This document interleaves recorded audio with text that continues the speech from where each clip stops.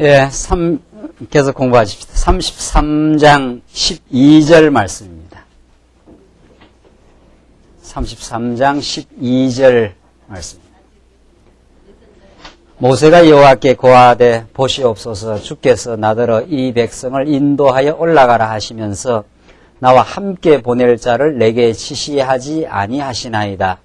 주께서 전에 말씀하시기를 나는 이름으로도 너를 알고 너도 내 앞에 은총을 입었다 하셨사온즉 내가 참으로 주의 목전에 은총을 입었사오면 원컨대 주의 길을 내게 보이사 내게 주를 알리시고 나로 주의 목전에 은총을 입게 하시며 이 족속을 주의 백성으로 여기소서. 여호와께서 가라사대 내가 친히 가리라. 내가 너로 편케 하리라. 이것은 14절까지 봉독드렸습니다. 우리는 지금 하나님 이스라엘 백성들의 그 범죄를 취급하시는 그 하나님의 그 과정적 섭리를 지금 공부하고 있습니다. 그러면서 거기에 그 모세의 그 중요한 역할이 지금 계속해서 나타나고 있고 이것을 통해서 궁극적으로 하나님과 우리 언약 백성 사이를 중보하시는 그 예수 그리스도의 사역을 우리가 지금 이 그림자적으로 지금 읽어내고 있습니다. 구약 성경 전부가 구약의 아브라함 언약이든 우리가 지금 공부하는 시내산 언약의 말씀이든 여기에 나타나는 모든 사건들이 장차 오실 그 메시아를 언약하고 그것을 통해서 여호와 하나님의 아버지 되심을 우리에게 가르쳐주는 이 복음을 지금 우리가 지금 살펴가고 있는데 지금 오늘 본문 계속해서 이스라엘 백성들의 그 큰 범죄, 하나님을 하나님으로 인정하지 아니함, 하나님을 떠나서 인간 스스로가 자기의 행복을 얻을 수 있다고 하는 그 인본주의, 이런 그 모습을 하나님께서 이제 노출을 시켜 나갑니다. 지금 우리가 32장부터 34장까지 이르는 이스라엘 백성들의 그 범죄로 인하여 정급판을 파괴하는 사건. 자, 그렇게 첫 번째 언약을 수립하고 두 번째 언약을 재확인해주는 이 과정에 이스라엘 백성들의 금송아지를 섬기고 그래서 모세가 경노해가지고 정급판을 파괴하는 이 사건. 이것이 복음을 깨닫는데 얼마나 그 중요한 그 과정적 섭리인지 모릅니다. 그냥 하나님께서 첫 번째 언약을 주어서 그냥 성막을 지금 출애굽 후반부에 가면은 36장부터입니까? 35장부터 40장 마지막 가면 이제 회막을 만듭니다, 이게. 신에서 언약대로, 규례대로 회막을 만들고 그 회막에 하나님의 영광이 임재합니다. 하나님이 그 회막에 하나님께서 나타나시는 장면. 여기까지를 이제 공부하는 거거든요. 자, 그러니까, 하나님이 어디에서 하나님의 그 은혜로우심과 자비로우심과 오래 참으심과 하는 그 여호와 하나님의 그 속성, 이스라엘 백성들을 향하시는 그 하나님의 풍성한 긍휼과 사랑이 회막을 통해서 드러나요. 그 회막은 왜 회막에서 만나는가 하면 이스라엘 백성이 범죄했기 때문입니다.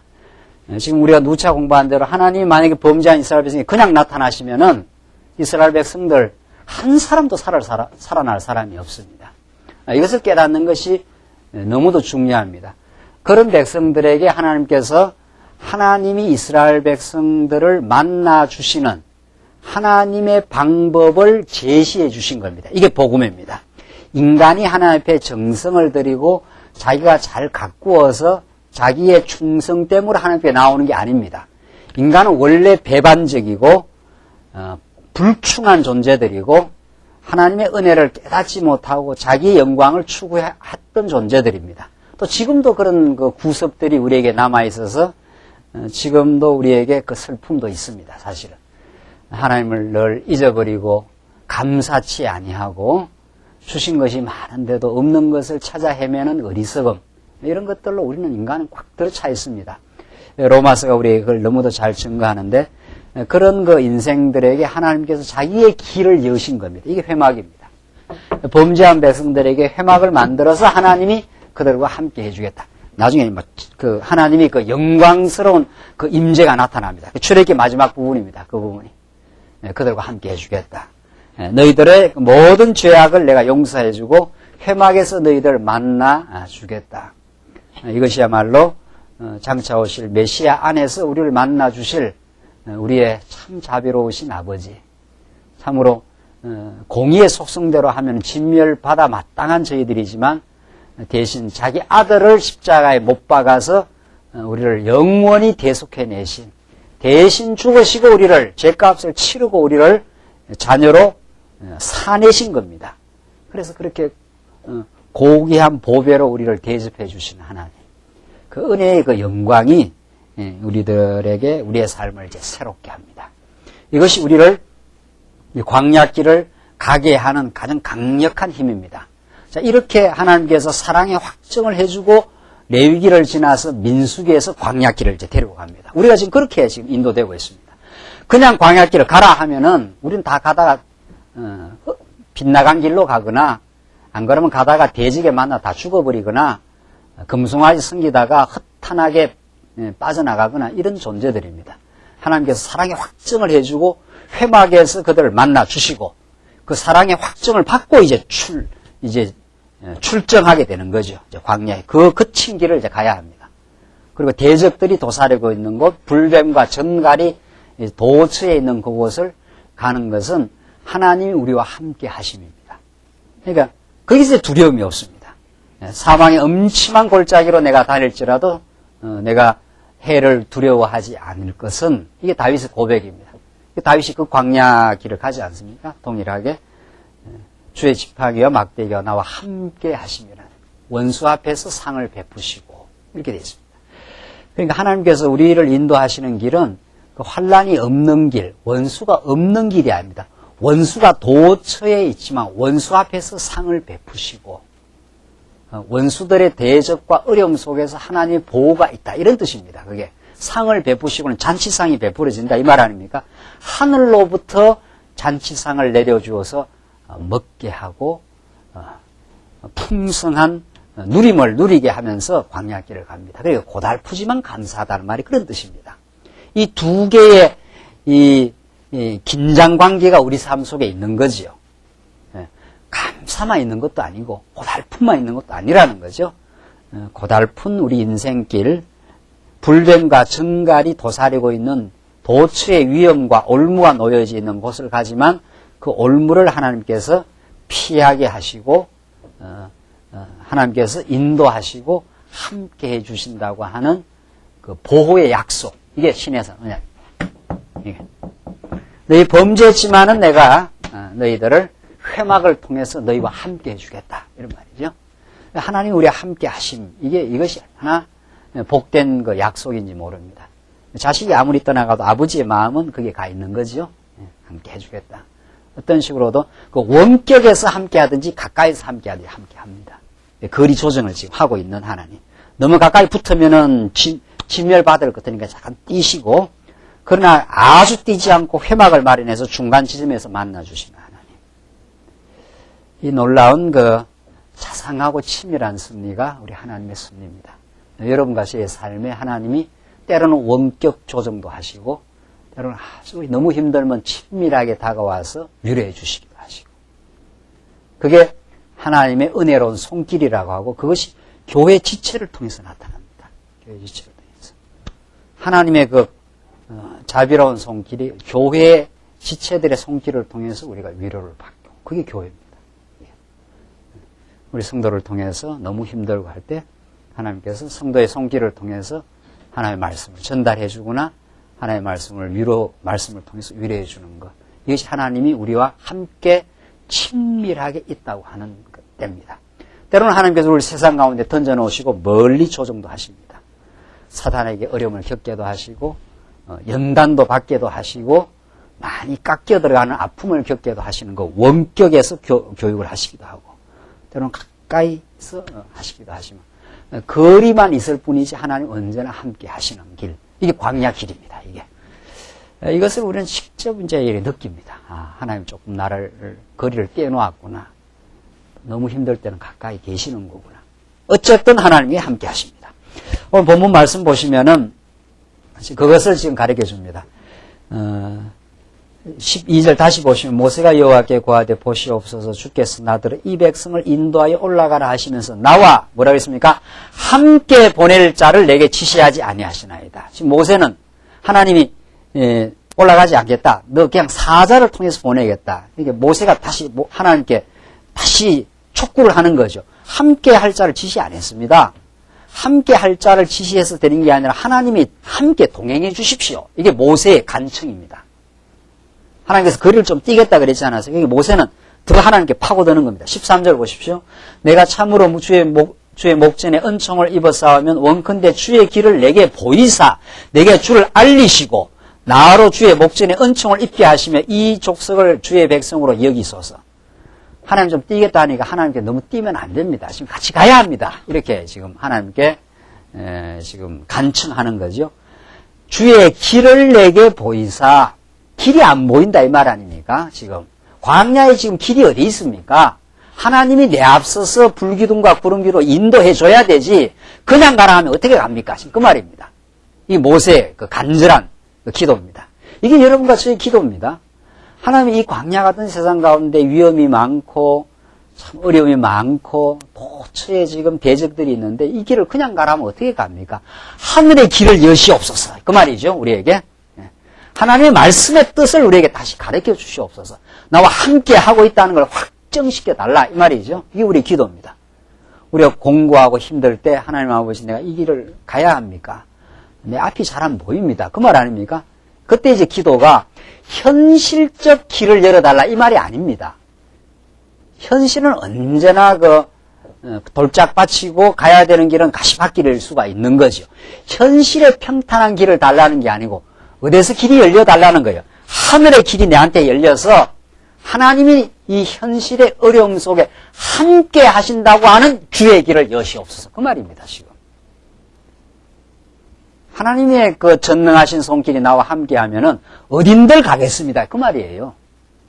지금 가는 길이 힘들어도 그게 하나님이 나를 인도해 간다는 확증만 있으면 틀림없습니다. 이 말이. 여러분들 히말리아 산, 에베레스트 산을 간다 하십시오. 그 길을 어떻게 찾아갈 거고? 에베레스트는 너무 멉니까? 현실감이 없네요. 백두산을 간다 하십시다. 여러분들 이 인도자 없이 가겠습니까? 못 갑니다. 어디를 찾아가서 내 앞에 놓여있는 백두산 길을 넘어야 내가 다음 살 길이 있다고 하는데 어떻게 가겠느냐 말이죠. 앞길이 안 보인다는 거 아니에요. 백두산은 그것도 뭐네요. 수리산만 가도 어디 길 잘못 들어서면 못 찾나는데 그때 중요한 건 뭐예요?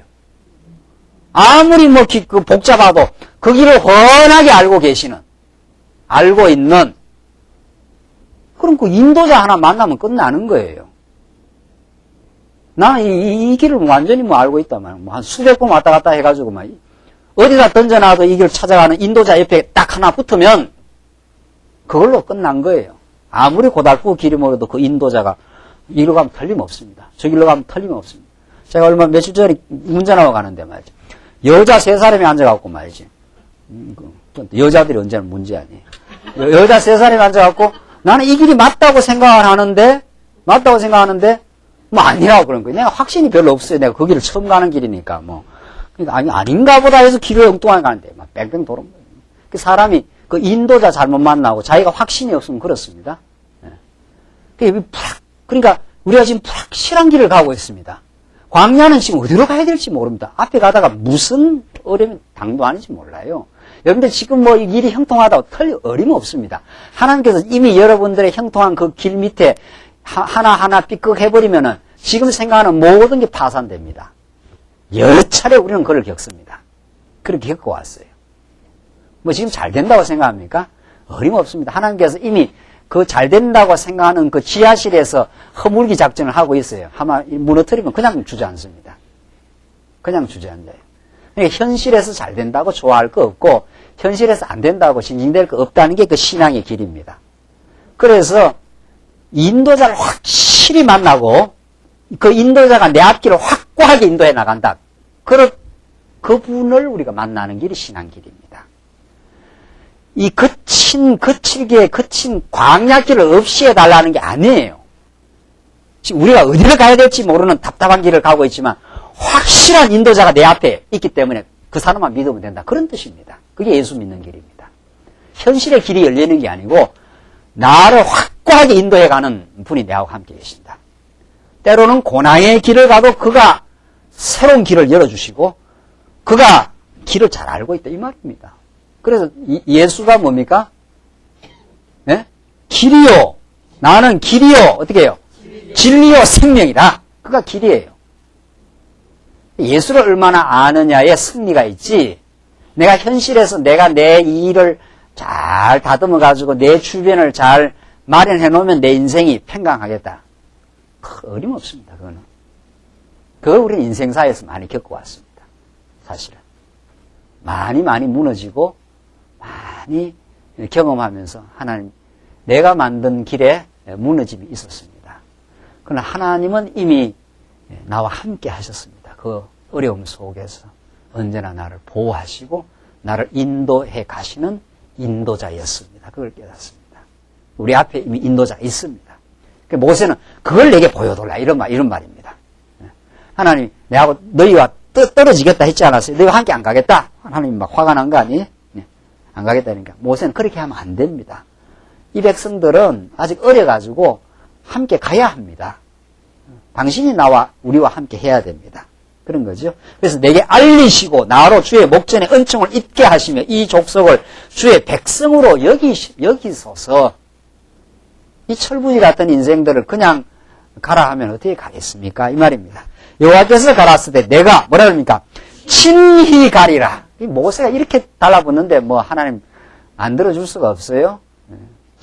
정말 이 모세와 하나님과의 줄다리기 말이죠. 이게 기도입니다. 이게 우리의 간절한 우리의 삶에 하나님이 우리와 함께 하신다고 하는 이 줄다리기가 있습니다. 내가 너로 어떻게 해요? 편케 하리라. 모세가 이렇게 간절하게 달라붙는데 하나님께서 그 약속을 안 들어줄 수가 없지요. 15절 모세가 여호와께 고하되 주께서 친히 가지 아니하시려거든 우리를 이곳에서 올려보내지 마옵소서. 이걸 땡깡이라 합니다. 이걸 모세가 하나님 친히 안 가면 나 안 가겠다 이런 뜻이에요. 그러니까 하나님 같이 가야 합니다. 우리가 어떻게 이 길을 가겠습니까? 이 말이죠. 이 기도에 응답하십니다. 이 기도를 꼭 들어주십니다. 그러니까 하나님이 언제 우리 기도를 안 들어주시는가 하면은 하나님 내가 잘났으니까 내가 헤쳐나가겠습니다 하면 가봐 하면서 밀어버립니다. 가봐 내 자식 한 가봐. 그게 탕자가 떠나가는 거죠. 하나님 내가 못 갑니다. 당신이 내 길을 인도하셔야 합니다. 당신의 손에 달려 있습니다. 내 인생의 참된 그 승리의 길이 당신의 손에 달려 있습니다. 라고 완전히 거꾸러지고 하나님을 의지하고 이때 이제 하나님께서 응답해 주시고 우리가 잘나고 우리가 뭔가 할 수 있다고 생각하고 이러면 하나님께서 내버려 두는 거죠. 그게 교육입니다. 그래서 한번 실패를 경험하고 하나님 앞으로 나옵니다. 하나님 같이 가주셔야겠습니다. 하나님의 그 인도를 우리에게 확정시켜 주시옵소서. 안 그러면 우리의 승리가 없습니다. 지금 모세의 이 기도에 하나님이 응답하신 거죠. 참 이 아주 절묘한 그 모세의 기도와 하나님의 응답, 이것이 이스라엘 백성들의 범죄 가운데 이루어지는 일이라는 걸 꼭 기억하십시오. 우리의 어리석음과 범죄 속에서 하나님을 간절히 붙들고 하나님 신령한 길을 여시옵소서. 그 말이죠. 이 기도를 하나님이 이제 들어주신 거죠. 16절 나와 주의 백성이 주의 목전에 은총 입은 줄을 무엇으로 알리이까? 주께서 우리와 어떻게 해요? 함께 행하심으로 나와 주의 백성을 천하 만민 중에 구별하심이 아니니까 함께 행해 주셔야 되지 않느냐 이 말이죠. 17절 여호와께서 모세에게 이르시되 너의 말하는 이 일도 내가 하려니 너는 내 목전에 은총을 입었고 내가 이름으로도 너를 암이니라. 모세가 가로되 원컨대 주의 어떻게 해요? 영광을 내게 보이소서. 궁극적으로는 하나님의 영광의 임재입니다. 하나님의 이름을 통해서 그 기도를 통해서 간절히 모세가 간절히 기도하는 건 하나님의 은혜의 영광을 이 백성들에게 보이시옵소서. 당신이 작정하지 않았습니까? 아브라함과 언약하지 않았습니까? 이 범죄했다고 버리면은 이 백성들 어떻게 약속의 땅으로 가겠습니까? 함께 하시옵소서. 지금 그 말이죠. 자, 그러니까 하나님의 주의 은혜의 영광을 이제 표현합니다. 19절 모세가 여호와께서 가라사대 내가 나의 모든 선한 형상을 내 앞으로 지나게 하고 하나님의 선한 형상을 하나님의 선한 뜻을 보여주겠다 이 말입니다. 그 선한 뜻이 너희를 안 버리겠다. 너희를 자녀 삼겠다. 그 아브라함과 맺은 약속이죠. 내가 너로 말미암아 만민의 조상이 되게 하겠다 했으니까 그 백성들을 언약 자손으로 부르겠다 그 말이에요. 안 버리겠다 이 말이죠. 여호와의 이름을 내 앞에 반포하리라. 이게 최종적인 목적입니다. 하나님이 이스라엘 백성들을 애굽에 집어넣어 400년 고생하게 하고 범죄를 섭리하시고 하시는 모든 일들이 누구의 이름의 영광을 드러내기 위해서 여호와의 이름의 영광을 그 이름의 영광의 구체적인 내용이 뭐냐 이 말이죠. 자, 우리는 지금 이 모든 일을 행하시는 여호와의 이름의 영광이 뭐냐 이거죠. 자, 이것이 하나님이 이스라엘 백성들을 이 고난의 400년 앞으로 범죄한 백성들을 이끌어 가야 될 고달픈 40년 광야 이걸 끌어가면서 하시는 그 목적이 여호와의 이름에 뭐를 드러내는 것 영광을 드러내는 그 영광의 구체적인 내용이 뭐냐 이거죠. 나는 뭡니까? 은혜 줄 자에게 은혜를 주고 이 말이지. 긍휼히 여길 자에게 긍휼을 베푸느니라. 은혜와 긍휼의 하나님입니다. 그러니까 참 우리를 불쌍히 보시는 하나님. 부모가 자녀를 불쌍히 보듯이 저거 인간 안 되겠는데 하면서 저거 내가 끝까지 지켜줘야 될 건데 우리 부모 마음이 그런 거 아니에요? 눈에 흙이 들어갈 때까지 그 자식 이걸 긍휼히 여기는 마음입니다. 그런 긍휼과 은혜의 하나님, 그저 베푸시는 하나님을 우리에게 지금 가르쳐 주는 겁니다. 20절 또 가라사대 내가 내 얼굴을 보지 못하리니 나를 보고 살 자가 없음이니라. 내 얼굴을 직접 보면 죽는다는 거예요. 내가 다 죄인들이니까. 그래서 뭐만 살짝 보여주는가 한번 보십시오. 21절 여호와께서 가라사대 보라 내 곁에 한 곳이 있으니 너는 그 반석 위에 섰으라. 내 영광이 지나갈 때 내가 너를 반석 틈에 두고 내가 지나도록 내 손으로 너를 덮었다가 손을 거두리니 내가 내 등은 볼 것이요 뭘 못 봐요? 얼굴은 보지 못하리라. 참 이게 또 표현이 재미있는 표현이에요. 좌우지간 얼굴을 직접 보면 죽으니까 죄인이 등이라도 조금 보여주는 겁니다. 그러니까 등이라도 보고 너가 위안을 삼고 너와 안 떠나간다는 구약적 표현입니다. 여러분들 등을 봤습니까? 하나님 등을 살짝 봤습니까? 직접 보면 죽어요. 그러니까 하나님이 약간 돌려가지고나마 하나님의 임재를, 하나님의 살아계심을, 긍휼히 여길 자를 긍휼히 여긴다는 그 확정을 구약적으로 이렇게 표현을 해주고 있습니다. 자식 매들고 들어갔다가 때려 죽이진 않고 때리고 등만 좀 보여주고 내가 너 안 버린다. 그래도 내가 너를 사랑해서 때리긴 하지만 너를 떠날 리가 있겠는가 이런 표현입니다. 이게 다 구약 재밌지요? 나는 구약이 얼마나 재밌는지 몰라요. 신약은 아주 심오하고 아주 영적이고 구약은 너무도 우리 하나님의 사랑을 이모저모로 잘 보여줍니다. 얼굴 보면 너 죽어 이 말입니다. 넌 범죄한 인생들 말이지. 내가 직접 나타나면 너 아주 죽기 때문에 내가 좀 거리를 띄겠다. 직접 보여주면 안 되니까 등이라도 내가 보여주면서 내가 널 떠나지는 않아. 그러니까 이제 떠나가 괜찮아 이 말입니다. 출발해. 모세가 아주 간절하게 너무 떨어지면 곤란합니다. 하나님은 성이 나왔고 너 사자를 보낼 거니 그냥 올라가 했잖아요.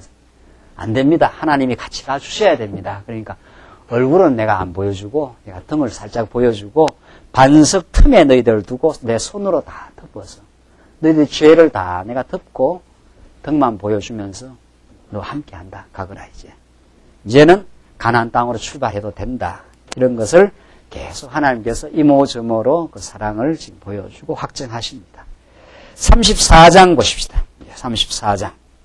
자, 이런 그 모세와 하나님의 그 줄다리기, 하나님의 언약을 붙들고 간절히 기도하는 기도의 그 응답을 들은 모세, 이스라엘 백성들을 회막에서 만나주시는 하나님, 얼굴을 직접 보면 죽을 것 같으니까 등을 보지만은 하나님이 그들을 떠나가지 않는다는 사랑의 확정, 하나님 여호와 되심을 확정시켜 놓고 34장 이제 두 번째 언약을 수여하고 이제 회막을 구체적으로 이제 짓는 장면입니다. 한번 보십시다.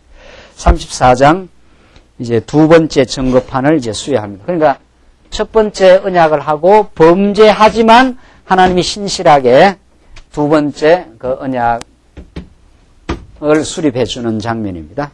우선 모세를 하나님 부르십니다. 34장. 언제나 이스라엘 백성을 직접 만나는 것이 아니라 누구를 통해서? 모세를 통해서. 모세를 하나님께서 부르십니다. 34장 보십시다. 1절로 3절 두 돌판을 만들라고 하십니다. 여호와께서 모세에게 이르시되 너는 돌판 둘을 처음 것과 같이 깎아 만들라. 내가 깨트린 바 처음 판에 있던 말을 내가 그 판에 쓰리니 아침 전에 예비하고 아침에 시내산에 올라와 산 꼭대기에서 내게 보이되 아무도 너와 함께 오르지 말며 온 산의 인적을 금하고 양과 소도 산 앞에서 먹지 못하게 하라. 그러니까 아무나 접근할 수 없는 곳이라는 거, 거룩한 산입니다. 죄인이 직접 오면 죽는 산입니다. 그러니까. 그래서 모세만 나오라. 이 말이죠. 언제나 우리는 모세를 통해서 이스라엘 백성이 나아가듯이 모세의 자리가, 이 자리가 누구 자리입니까? 예수 자리예요. 언제나 예수를 통해서 예수로 말미암아 예수 안에서 우리는 하나님을 대면하고 하나님을 당당하게 이제 만날 수 있는 것은 구약에는 모세를 통했습니다. 4절 모세가 돌판 둘을 처음 것과 같이 깎아 만들고 아침에 일찍이 일어나 그 두 돌판을 손에 들고 여호와의 명대로 시내산에 올라가니 여호와께서 구름 가운데서 강림하사 그와 함께 거기 서서 여호와의 이름을 뭐라고요? 반포하실세. 그러니까 시편의 기자들이 여호와의 이름의 영광을 찬양합니다. 여호와의 이름이 영원히 드러나기를 원합니다. 그게 시편 기자들의 마지막 그 찬송입니다. 그 찬송 구체적인 내용을 16절 보십시오. 여호와께서 그의 앞으로 지나가시며 반포하시되 널리 그 이름을 선포하시되 이 말이죠. 온 만천하의 하나님의 이름의 영광이 이제 드러나는데 여호와로라 자비롭고 뭐랍니까? 은혜롭고 노하기를 어떻게 해요? 더디하고. 참 중요한 표현이에요. 이 오래 참으시고 사랑은 어떻게 해요? 오래 참고. 정말 그게 하나님의 그 사랑의 표현입니다. 만약 오래 참지 않으면 살아남을 수 없는 백성들 이런 뜻입니다. 오래 참으신 하나님, 노하기를 더디하고 인자와 진실이 많은 하나님이로다. 인자를 1000대까지 베풀며 악과 죄를 용서하나 인자를 1000대까지 베풀면 영원히 베푸신다는 구약적 표현이에요. 영원히. 형벌받을 자는 결단코 면제하지 아니하고 아비의 악을 자녀손 3, 4대까지 보응하리라. 이거 얼마나 작은 거예요. 3, 4대라는 게. 그렇죠? 3, 4대.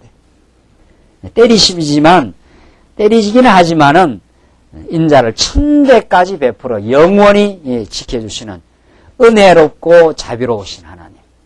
결국 하나님께 이 하나님의 이름을 깨닫게 하기 위해서 이스라엘 백성들에게 그 1000년의 세월, 아브라함 이후 다윗 시대까지 그 1000년의 세월이 필요하고 다윗 이후 다시 이스라엘 백성들의 성전을 한번 무너뜨렸다가 다시 세우는 포로 시대가 또 필요하고 그렇습니다.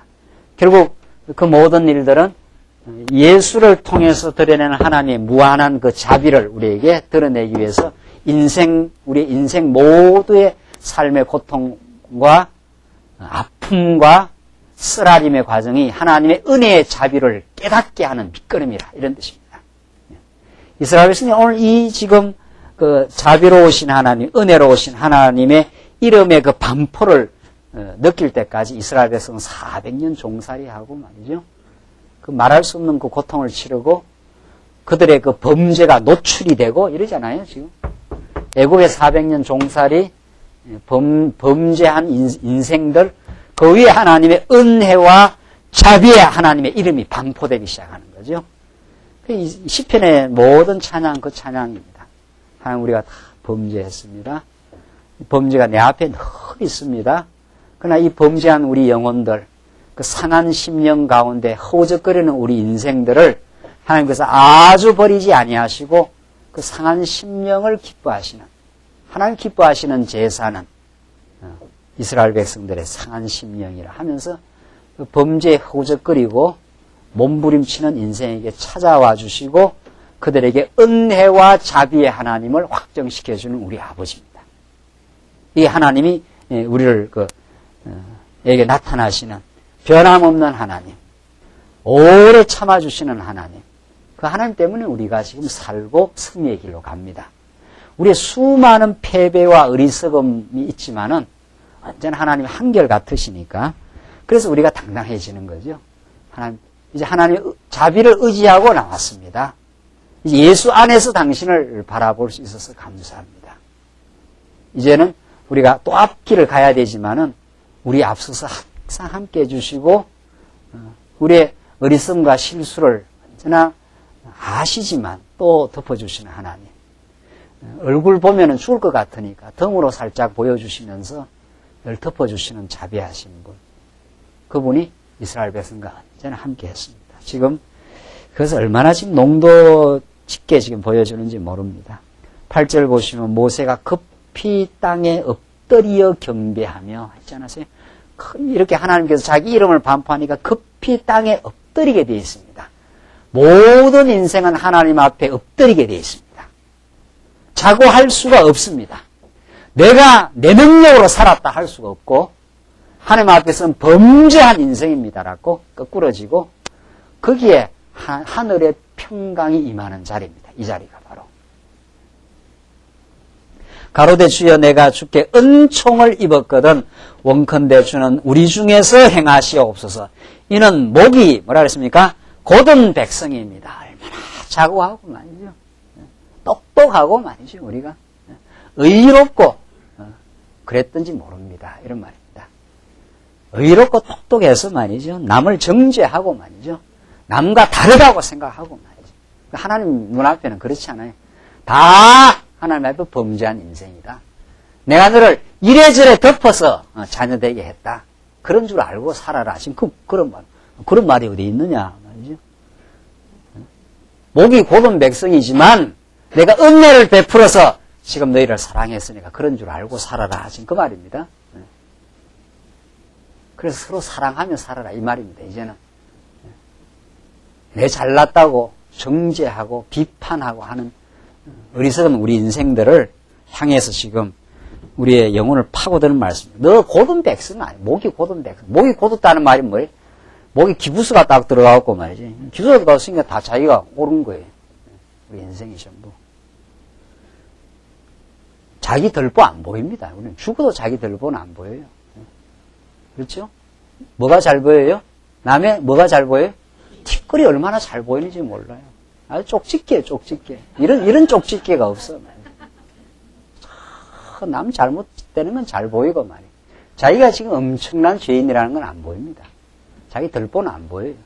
신앙 결국은 자기 덜보를 발견하고 예수 앞에 거꾸러지는 일입니다. 우리 신앙이라는 것은. 신앙이라는 뭘 쌓아가는 게 아닙니다. 내가 엄청난 하나님 앞에서 범죄한 인생임을 알고 하나님 앞에서 자기가 목이 곧은 백성인 걸 아는 겁니다. 그게 자기를 아는 겁니다. 자기를. 우리가 하나님을 알고 자기를 아는 것, 이것 외에 다른 게 없습니다. 그걸 깨닫게 하려고 7, 80년 인생이 필요하고 그 자기를 아는 속에 하나님 무한한 은혜를 깨닫습니다. 그 목적을 이루기 위해서 우리를 이 땅에 살게 하고 교회 생활도 하게 하고 우리 여러 사람하고 만나서 살게 하고 그렇게 합니다. 지금 워낙 우리가 자기를 모르니까. 그러니까 우리 주변의 사람들은 자기를 비추어내는 거울들입니다. 우리가 남을 이렇게 많이 정죄하고 비판했잖아요. 그게 너 모습이다 이 말입니다. 지금 그것보다 더 심하다 이걸 깨달아요. 그 티끌보다도 덜보가 뭡니까? 덜보가 티끌은 조그만한 거고 덜보는 뭡니까? 막 큰 거 아니에요, 큰 거. 그게 눈에 지금 박혀 있는데도 안 보이는 거거든요. 눈이 밖으로 달렸으니까. 자기를 이렇게 돌아보는 눈이 없잖아요. 성령이 임해야, 진리가 임해야 그게 이제 깨달아진다는 거죠. 그래 되면 나긋나긋해집니다. 목이 곧아지지 않아요? 하나님 앞에 나긋나긋해지고 그게 얼마나 평화가 있는지 모릅니다. 목이 곧은 백성 안에 평화가 없습니다. 언제나 자기 잘남과 자기 의로움과 그것 때문에 이웃과의 그 관계가 파괴되고 갈등을 이루는 원인은 밖에 있지 않습니다. 자기의 목이 곧은 내 안에 있습니다. 언제나. 우리 인간은 못 말리는 존재입니다. 정말. 그러니까 지금 창세기부터 계시록까지 보십시오. 전부 그 과정은 하나님의 범죄를 노출시키고 너희가 목이 곧은 백성이었다는 걸 깨닫게 하고, 그러나 하나님의 은혜와 자비하심과 노하기를 더디하신 하나님이 있지 않았느냐. 우리의 가정생활이, 우리의 교회생활이 얼마나 내가 목이 곧은 백성인가를 터득하고 깨닫는 과정입니다. 지금 그 하나를 깨닫게 하기 위한 하나님의 그 섭리와 지금 우리 역사 가운데 진행되고 있습니다. 혼자 있을 때는 모르지 않은 거 같이 살아보니까 드러나더라고요. 같이 살아보니까. 혼자 있을 때야 뭐 의롭지 뭐 잘났지 뭐. 근데 같이 살아보면은 자기 기준이 있어요. 자기 기준이 있어요. 이게 옳다는 거예요. 이쪽 사람 이게 옳다고 그러는 거지 언제나. 그러니까 뭐 충돌하는 거죠. 그게 부부 간에 그렇고 부자 간에 그렇고 성도 간에 그렇고 말이죠. 회의해 보십시오. 회의. 저는 요새 회의가 얼마나 즐거운지 몰라요. 교회 회의가 얼마나 즐거운지 몰라요. 회의해보면 딱 대립되고 의견이 다른 의견이 나와요. 다 옳지 뭐. 김 목사가 옳고 다 옳아요. 다. 그러니까 회의해보면은 내 생각과 다른 거 티 나온다고 생각해야 돼요. 다 똑똑하니까. 우리가 다 똑똑해요. 다. 그것도 입장이 다르니까 아 다르구나. 저렇게 다르구나. 그 다름을 인정하고 다름 속에서 제3의 아름다운 길을 모색하는 게 교회회의입니다. 궁극적으로 하나님의 뜻이 어디 있는가를 찾아가는 것이고, 달라요. 사람이 이렇게 다르고 다르기 때문에 그 갈등의 소지가 언제나 있기 마련입니다. 그 다르다는 걸 화를 내면, 왜 저 사람 의견이 내하고 다른가라고 화를 내면 자기를 몰라도 한참 모르는 겁니다. 자기는 저 사람하고 또 다르거든요. 이게 내 주장이 옳다고 생각하면 저 사람이 다른 의견을 내면 이제 화가 난다는 거 아니에요? 저쪽에서 볼 때는 니는 마찬가지다 지금 그러는 거거든요. 그 하나님을 우리가 안다는 것은 나는 내가 보는 견해가 이렇게 하지만 저 사람은 저럴 수 있구나. 그 답답할 거 하나도 없습니다. 우리는 이렇게 내하고 지금 말이 다르면 답답해부터 하잖아요. 그 답답해하는 건 자기가 하나님 되어 있는 겁니다. 지금. 자기 주장이 다 절대적으로 옳다는 거 아니에요? 왜 저렇게 못 알아들을까? 난 이 소리 많이 듣는 거거든요. 나를 못 알아들을까? 이런. 그럼 자기 주장 속에 갇혀있는 사람입니다. 하나님의 관점에서 보면, 저럴 수 있겠구나. 저럴 수 있겠구나. 저분의 신앙의 여건, 저분의 입장, 저 사람의 관점에서는 저럴 수 있겠구나. 그 답답한 게 점점 사라집니다. 그럴 수 있겠단 말이에요. 그럼 이야기해보자. 이렇게 되는 거지요. 이야기해보자. 그쪽 이야기 들어보고, 이쪽 이야기 들어보고. 아주 교회 회의가 재밌어요. 그걸 즐기는 게 교회입니다. 그게 하나님을 알고 자기를 알아야 됩니다. 내가 얼마나 죄인이고 내 중심으로 나는 사태를 볼 수밖에 없다는 걸 인정하고 들어가야 됩니다. 그럼 저쪽은 저쪽 중심으로 사태를 보고 들어왔기 때문에 다를 수 있는 거지요. 그 다름을 인정하고 다름 속에서 그것이 갈등의 소지가 되고 그것이 그 갈등의 소지를 통해서 새로운 화해를 만들어내는 더 아름다운 지금 제3의 길을 만들어가는 그 속에 하나님의 뜻을 지금 발견하는 거죠. 그런데 지금 이게 간단하지 않는 이야기입니다.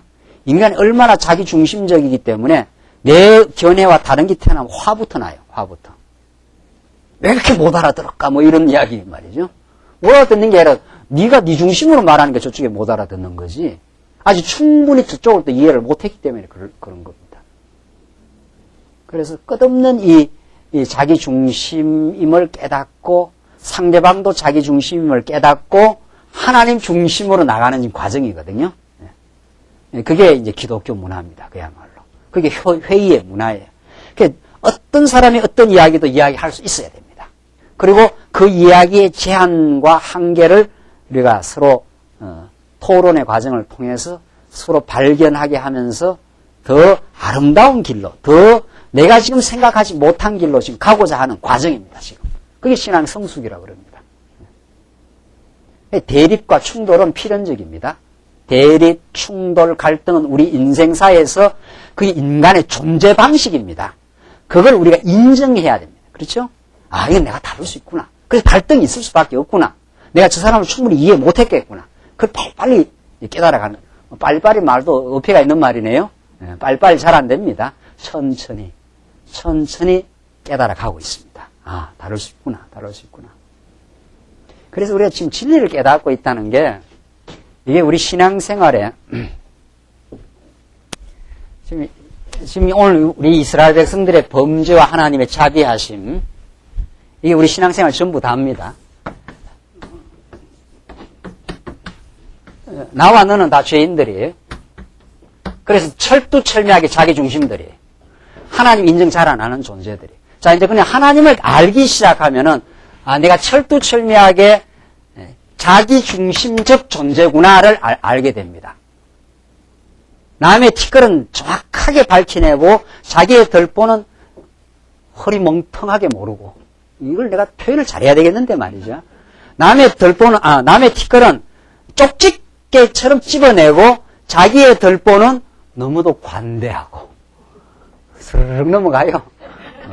자기 문제는 이렇게 관대한지 몰라 말이죠. 잘 모르고 또 허리멍텅하고 자기 문제는 그렇게 잘 넘어가요. 보면 이야기하다 보면은 남의 문제는 뭐 쪽집게지 뭐.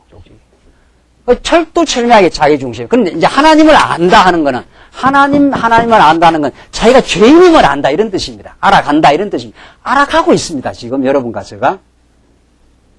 로마서 한 권 깨달으면 조금 알고 고린도전후서에 그 갈등 양상이 나타나지 않아요. 로마서에서 죄인됨을 깨닫겠죠. 고린도전후서가 무슨 말씀이에요? 고린도전후서가 바울파, 아볼로파, 게바파가 뭐 하고 있는 겁니까? 갈등하고 있는 거 아닙니까? 그 갈등을 하나님께서 죄악 가운데 가두어놓은 인생은 아볼로파, 게바파가 나오게 되어 있습니다. 그거 없을 수가 없습니다. 그거 없을 수가 없어요. 우리의 삶에. 그러니까 집안에도 아버지파 있고 엄마파가 있어요. 아들놈이 이게 아버지파냐 엄마파냐 이거하고 싸웁니다. 아주 묘한 갈등이 거기 있습니다. 그 엄마는 어떨 때는 아버지를 조금 밀어내고 자기 편으로 끌고 당기려고 합니다. 그거 있습니까? 그거 있어요, 다. 아버지가 마음이 좀 안 들면, 남편이 마음에 안 들면 자식을 사랑하는 척 하면서 아버지를 밀어냅니다. 그게 자식을 이용해서 자기 편을 만들고 있는 거예요. 또 아버지는 또 마누라 좀 마음에 안 들면은, 은근히 뭐 자식한테 선물 사갖고 막 저 좋아하는 척. 그 니는 왕따라 약간 시켜가면서 자식을 사랑하는 거예요. 그 사랑 아니에요. 자기 편가름 지금 하고 있는 거지. 인간이 그런 존재입니다. 뭐 인간 안에서 뭐가 의의가 있어요? 인간 하는 모든 건 자기를 확장하고 자기 편을 만들어가는 거예요, 지금. 그래서 이쪽 저쪽을 마음에 안 드는 사람을 이렇게 밀어내기 지금 하고 있는 거 있죠? 그게 인간이에요. 그렇다는 걸 우리가 알아야 됩니다. 그게 고린도전후서입니다. 그게 고린도전후서예요. 그걸 우리가 알면은 서로 대화를 할 때, 회의를 할 때, 아, 그럴 수밖에 없겠다. 그걸 인정하고 들어가야 됩니다. 내가 이렇게 이야기했으면 저 사람이 내 이야기를 들어주리라 천만의 말씀이에요. 그래서 저는 이제 그걸 포기했어요. 내가 제 이야기를 이렇게 하고, 안 들어줄 것이다. 왜 안 들어주느냐 하면 저쪽 입장이 다를 것이다. 또 저쪽에는 일리가 있을 것이다. 내 이야기가 절대적이지 않을 것이다. 그러면 그 일리가 있는지 이의가 있는지를 대화를 해가는 겁니다. 진리만이 진리고 하나님의 뜻만이 진리고 우리 인간은 모든 인간의 의견은 일리가 있을 뿐이고 일리가 있거나 한 이의가 있거나 그렇습니다. 오늘 말이 잘 되네요. 조금 더 나을 수 있는 거죠. 일리는 그 입장에서 일리가 있고 이 입장에서 한 이의가 있는 겁니다. 그러니까 어느 쪽이 더 하나님의 진리를 깨달아가는데 아름다울까? 그게 교회회의입니다. 그게 가정문화입니다. 그런데 우리는 일리와 이의 정도밖에 없는 인간이 뭐라고 주장하는 거예요? 진리다! 이게 이래. 진리다! 이렇게 나온단 말이죠. 그 저쪽에서는 니만 진리다. 나는 진리다. 이렇게 되는 거예요. 쾅! 충돌하는 거죠. 그게 인생입니다. 그게 우리 삶입니다. 이 싸움을 지금 하고 있는 겁니다. 우리가 지금. 이 싸움을. 진리는 예수 그리스도 한 분밖에 없어요. 모든 인간의 생각은 일리가 있는 의견일 뿐입니다. 조금 더 나은 의견이 있을 수 있어요. 이게 이제 조금 더 진리 앞으로 더 나아간 사람은 2리 있고 3리가 좀 있는 겁니다. 그러니까 이쪽이 조금 더 자신의 죄악됨을 더 깊이 깨닫는 사람입니다. 자신의 죄악됨을 더 깊이 깨닫는 사람은 훨씬 지혜가 있습니다. 훨씬 지혜가 있고 훨씬 자기를 바라보는 데 있어서 가정을 바라보는 데 있어서 교회를 살피는 데서 훨씬 지혜가 있습니다. 워낙 인간의 죄악됨을 자기가 깨달았기 때문에 인간은 생겨 먹은 것이 전부 자기 중심으로 산다는 걸 알고 있는 인간. 그래서 예수를 강렬하게 붙들고 있는 인생은 이리가 있고 삼리가 있는 겁니다. 그게 차이가 있습니다. 이 차이가 현격하게 있습니다. 또 어린아이와 어른의 차이가 현격하게 있어요. 또 이 차이를 향해서 우리가 전진하고 있는 겁니다. 우리 생각이 진리가 아닙니다. 절대로. 예수 그리스도의 뜻만이 하나님 여호와의 진리만이 진리고 우리의 생각은 그 진리를 깨달아 성장하고 있는 중입니다. 우리가. 그래서 고린도 교회에 갈등이 있기 마련이고 그 갈등은 일리 있는 사람들끼리 싸우는 겁니다. 일리가 있는 사람과 한 오리가 있는 사람은 싸우지 않습니다. 오리가 있는 사람, 일리가 있는 사람을 잘 용납합니다. 당신 입장에서는 그럴 수 있겠습니다. 그러나 더 훨씬 아름다운 뜻이 있으니까 내가 그걸 가르쳐 주겠습니다. 그래서 답답해하지 않습니다. 어린애들끼리 싸우면 답답해합니다. 서로. 니는 왜 내 말 안 듣냐 이러면서 저쪽에는 니는 왜 내 말이 안 듣냐 이 말이거든요. 어른과 아이는 답답해하지 않습니다. 우리 나이가 저 얼마나 몰랐으면 저럴까. 너가 조금 더 알면 훨씬 나아질 거야. 이렇게 됩니다. 이게 고린도 교회가 아니고 많이 성장한 어른이 있으면 그 교회는 아주 안정됩니다. 아주 편안합니다. 일리를 다 이야기해보라. 그걸 다 용납을 하고 이해를 해줍니다. 일단 그럴 수 있겠습니다. 그러나 이렇게 되는 거죠. 그게 어른이 있는 가정입니다. 그게 성숙한 지도자가 있는 교회고 성숙한 지도자가 있는 가정이고 그렇습니다. 지금 우리가 지금 과정을 가고 있습니다. 지금 오늘 이 진리의 말씀을 들으시고 오늘 이 출애굽기 말씀 속에서 하나님의 자비와 은혜를 깨닫고 인간의 죄악됨을 깨달으면 그 신약적으로 말한다면은 복음을 깨닫고 교회를 아는 거고 그렇습니다.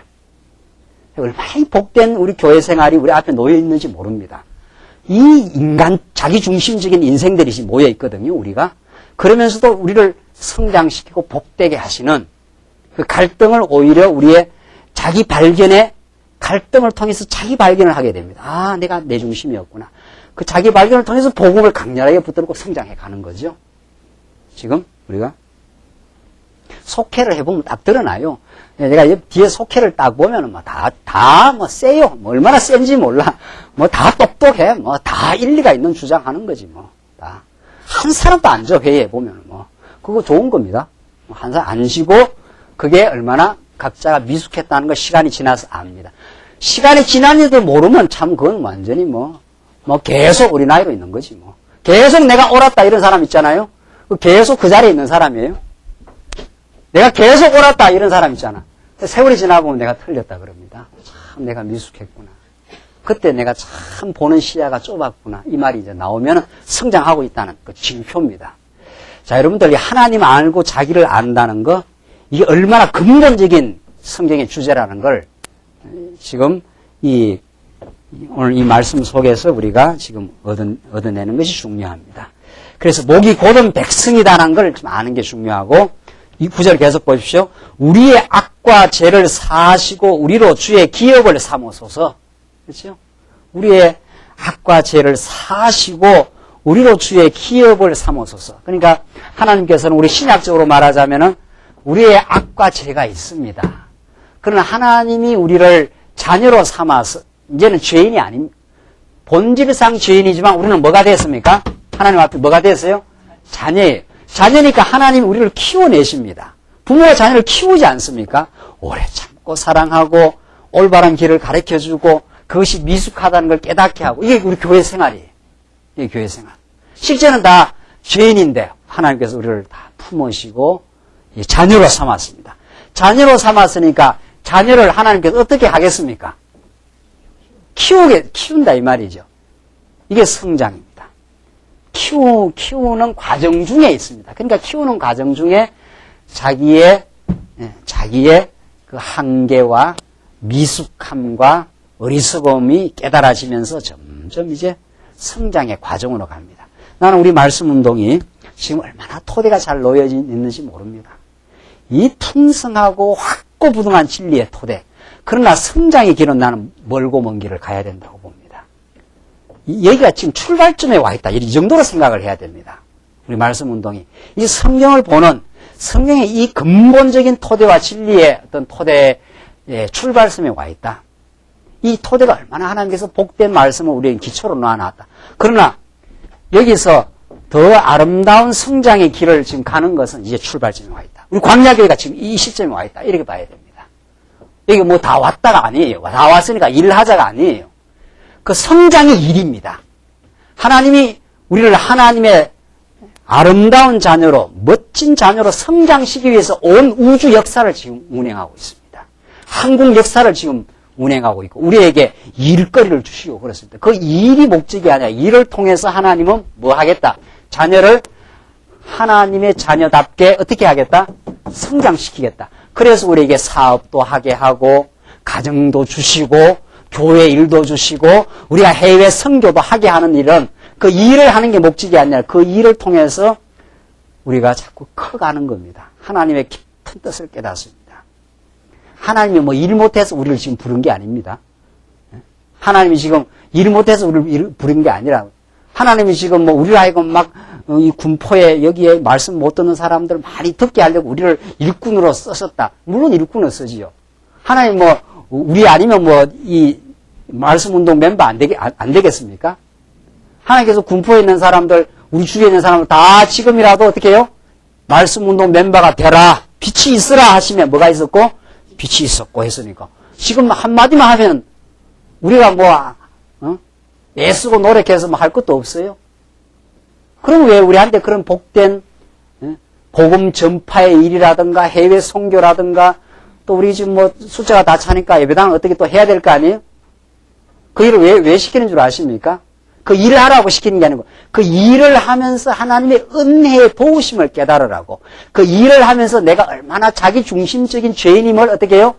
깨닫고 그러면서도 하나님의 은혜로 지금 살아가고 있음을 깨닫게 하려고. 왜 가정을 주시고 왜 교회를 주셨는가? 왜 우리는 지체를 옆에 이렇게 주셨는가? 자기를 발견하고 은혜를 깨닫게 하려고. 그 일을 통해서 무한히 우리는 하나님 앞에 성장 지금 해가고 있습니다. 그 성장이 없는 일은 아무것도 아니에요. 하나님의 그 목적이 뭡니까? 자녀로 삼겠다는 거고 자녀를 뭐 하겠다는 거예요? 예? 양육하고 무장하고 어떻게 하고? 뭐 하나 빠진 것 같은데요? 아, 맞죠? 양육하고 무장시키고 투쟁하고 승리의 길로 가게 하는 길 마침내. 그 양육하고 무장시키지 않아요? 말할 수 없는 연단에서 우리를 무장시키고 우리 성도대학에서 진리의 말씀으로 어떻게 하고 무장시키고 그래서 예리하고 튼튼한 선한 군사가 되면 자기를 잘 알아요. 자기의 죄악됨을 잘 압니다. 그러니까 그들먹거리질 않습니다. 그렇게 되겠죠? 하나님께 겸손하게 되겠죠? 그러면서도 강건한 무장에 대해서 마음의 평화를 누려요. 그러니까 비로소 지체를 붙들어 줄 수 있는 거죠. 지체를. 괜찮습니다. 하나님이 많은 우리의 실수를 용납하시는 분이십니다. 같이 가십시다. 든든하게 우리는 성장할 수 있습니다. 이렇게 약속하고 그 약속의 메시지를 전파하는 그리스도의 향기로 그리스도의 사신으로 우리를 쓰시는 거죠. 그건 우리가 하나님 앞에 성장의 과정을 통해서 이루어집니다. 또 그 성장 자체가 목적입니다. 하나님 일을 할 수 있어서 너무도 감사합니다. 나는 원래 만신창이었습니다. 나는 원래 나는 내 중심으로 살았던 인생인데 이제 하나님을 알고 우리 이웃을 위해 살 수 있어서 감사합니다. 이게 목적이에요. 이 목적을 위해서 우리에게 온 우주 만물을 주시고 사업도 주시고 교회도 주시고 해외 선교 일거리도 주시는 겁니다. 하나님의 눈동자의 초점은 어디에 와 있습니까? 우리 자체에 와 있어요. 여러분 자녀와 모든 사업하는 일이 그 모든 일들이 어디에 와 있습니까? 자녀를 사랑함에 있어요. 그걸 위해서 다 수고하고 애쓰고 뛰고 다 하는 거죠. 하나님의 섭리의 포인트가 거기입니다. 하나님이 우리에게 하나님 여호와이심을 입증하려고 온갖 일을 지금 다 하고 계시는 거죠. 우리는 그러니까 그 목적은 놓치고 그 하나님을 배워가는 자기를 알아가는 그 목적은 놓치고 엉뚱한 데 가서 뭐 일하자 이러는 거죠. 뭐 일하자 뭐 무슨 일을 하는데 무슨 목적이 큰 있는 것처럼 그죠? 일이 목적이 일은 수단이라는 거죠. 어떤 게 목적이에요? 이게 목적이에요. 하나님을 배우는 것, 그렇죠? 자기를 아는 것, 이게 평생의 우리의 과제입니다. 평생의 아름답고 즐거운 일입니다. 그게 바로. 그걸 우리가 깨달을 때 교회 생활이 이제 목표를 잡았다 그럽니다. 광야교회에 와서 목표를 잡았다 하는 것이 아하 그렇구나. 이 아름다운 성장의 길로 가게 하기 위해서 우리를 이 광야교회 사람으로 부르고 우리가 말씀을 깨닫고 교회 회의를 하고 다 그런 거죠. 그 성장감을 우리가 얼마나 복되게 느끼는지 모릅니다. 지금 오늘날 우리 한국교회가 빗나갔다는 건 그게 빗나갔다는 것입니다. 하나님을 중심으로 하는 이 내면적 성장, 이 복된 성장, 여기에 무한한 그 우주의 진리를 터득하는 게 있어요. 왜 우주가 왜 움직이느냐 말이지. 이 우주가. 이 한국 역사가 왜 이렇게 움직이고 땅끝까지 복음이 전파되었는가. 하나님과의 나와의 관계를 지금 하나님께서 돈독하게 하는 일입니다. 그게 돈독해지면 우리 지체들과 돈독해져가는 동지를 만나는 일이고 그걸 위해서 역사가 지금 움직이고 있습니다. 아세아 태평양 회의가 그래서 움직여지고 있는 거예요. 이게 다. 우리로 하여금 말씀운동이 말씀운되게 하기 위해서 한국 역사가 움직이고 부시 대통령이 왔다 갔다 하고 지금 그러는 겁니다. 그 부시는 자기가 자기 뜻대로 오는 줄 알아도 하나님 너 부시 가서 우리 말씀운동 사람들한테 역사가 말씀운동을 중심으로 지금 척척 움직여진다는 걸 가르쳐주라고 가. 이렇게 해서 온 거예요. 그거 안 믿어집니까 아직도? 그런 거? 지금 핵심과 목적이 어디에 있느냐 말이죠. 껍데기 여기 일에 있지 않아요. 일도 해야죠. 또 일 안 하고는 자기를 못 깨닫습니다. 일을 해보면 자기를 발견해요. 자기의 믿음의 분량도 발견하고 자기의 어리석음도 발견하고 은혜로 하나님께서 인도하신다는 것도 발견하고 그 일을 통해서도 발견하는 거죠. 일이 목적이냐 여호와 하나님을 아는 것이 목적이냐 목적이 어떤 거예요? 교회 일이 목적이냐 교회를 통해서 여호와 하나님을 깊이 깨닫고 자기의 죄악됨을 아는 게 목적이냐. 그렇게 방향을 정확하게 잡으면 모든 것이 긍정적으로 소화가 돼요. 내한테 이루어지는 모든 일이 나를 발견하고 하나님을 깨닫는 거니까. 긍정적이지. 그게 모든 것이 합력해서 뭐를 이룬다는 뜻이요? 선을 이룬다는 말이 그 말이에요. 이 알맹이란 말이죠. 이 알맹이를 놓쳐버리면은 괜히 말씀운동에서 괜히 왔다 갔다 하는 거예요, 지금.